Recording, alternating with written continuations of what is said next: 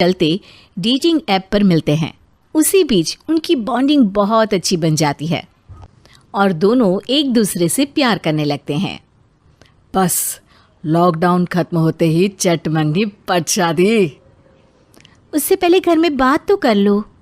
अरे माँ पापा कभी मना नहीं करेंगे। अमर की बात सुन रश्मि खुश हो जाती है।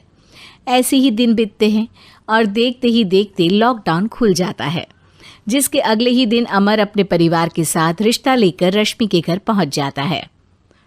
अभी लॉकडाउन खुला ही है और कोरोना तो ख़त्म भी नहीं हुआ, इसलिए ज़्यादा कुछ ना करके अगले कुछ दिनों में छोटे फंक्शन के साथ शादी कर लेते हैं। अमर के पापा की बात पर सब सहमत हो जाते हैं। कुछ दिन बाद दोनों की शादी हो जाती है और रश्मि अपने ससुराल पहुंच जाती है। बेटा, शादी तो तूने अपनी मर्जी से कर ली, लेकिन बहू को बोल देना इस घर में हुक्म मेरा ही चलेगा, इसलिए अपना राज जमाने की कोशिश भी ना करें। माँ, रश्मि को यहाँ सिर्फ प्यार, आशीर्वाद और अपनापन चाहिए, पैसा या राज नहीं। बेटी की बात पर सास मुंह बनाए वहाँ से चली जाती है और अब वो हर रोज़ रश्मि को परेशान करना और ताने देना शुरू कर देती है। देखो, ये है आजकल की लड़की, इंटरनेट पर लड़कों से बातें करते हुए इन्हें शर्म भी नहीं आती, और यहाँ तो देखो कितनी सीधी सुशील बनकर दिखा रही है। मम्मी, शादी के रिश्ते वाले इंटरनेट ऐप से जब किसी को कोई दिक्कत नहीं है, फिर डेटिंग ऐप के जरिए मिलना किस तरह गलत हो सकता है? रश्मि के डेटिंग ऐप वाली बात सुन उसकी हैरान सास तुरंत तुनक कर पूरे घर को सिर पर उठा लेती है, जिसकी आवाज़ सुन अमर और उसके पापा भी वहाँ आ जाते हैं। हाय मेरी माता, इतना बड़ा झूठ! डेटिंग ऐप को इंटरनेट के जरिए मिली है बोलकर इस कलमुही को मेरे सर ला बिठा दिया। अरे नास पिटी, तुझे जरा भी शर्म नहीं आई? वहाँ न जाने कितने लड़कों से गुलू गुलू करके तुझे मेरा ही लड़का मिला था फंसाने के लिए। माँ, मुझे तो समझ नहीं आ रहा क्या बोले जा रही हो। डेटिंग ऐप इस्तेमाल करना कोई अपराध नहीं है, और तुम रश्मि को ऐसा कैसे बोल सकती हो? मैं भी तो था उस ऐप पर। पहले उसके लिए माँ से झूठ बोला और अब लड़ाई कर रहा है। सास और अमर की बात सुनकर रश्मि हैरान खड़ी रहती है। अमर, तुमने घर में झूठ क्यों बोला? ये सब देख रही हो ना, इसी की वजह से झूठ बोलना पड़ा। एक तरफ अमर और रश्मि की ये बात चल रही होती है, वहीं दूसरी तरफ सास का नॉन स्टॉप क्लेश सबको परेशान कर देता है। सब एकदम चुप, जो हुआ सो हुआ, अब मुझे कुछ ना सुनाई दे। पति की बात सुन सास चुप होकर वहाँ से चली जाती है, लेकिन अब वो रश्मि के सिर दुनिया भर के सारे काम डालकर उसका जीना पहले से भी ज़्यादा मुश्किल कर देती है। मम्मी, मैं आपका गुस्सा समझ सकती हूँ, आपको जो करना है कर लीजिए, मैं कभी कुछ नहीं बोलूँगी।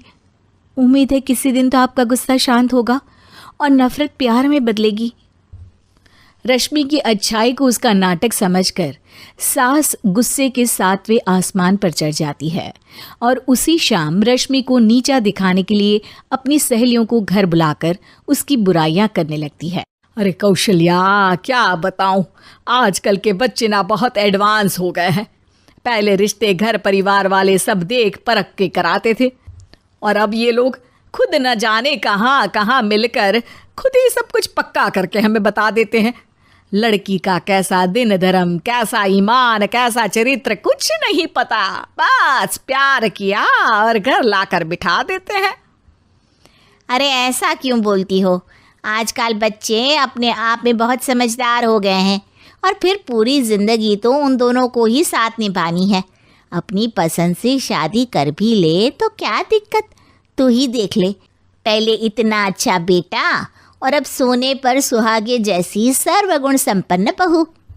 और पता है, अभी कुछ दिन पहले मेरी बेटी ने मुझे डेटिंग ऐप के बारे में बताया, जहाँ लड़का लड़की अपनी पसंद से अपने आप एक दूसरे को चुन लेते हैं, और फिर अगर सब सही रहता है तो बात आगे भी बढ़ जाती है। अरे इसमें इतना खुश होकर क्या बता रही हो? ये तो गलत है। न जाने कौन क्या है, कितना झूठ कितना सच है। अरे पर सोचो, जब तुम किसी के बताए रिश्ते को देखने जाते हो तो क्या एक ही बार देखने से सच झूठ का पता लगा सकती हो?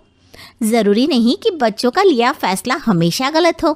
अरे बहुत बार हमसे भी तो गलत फैसले होते हैं ना।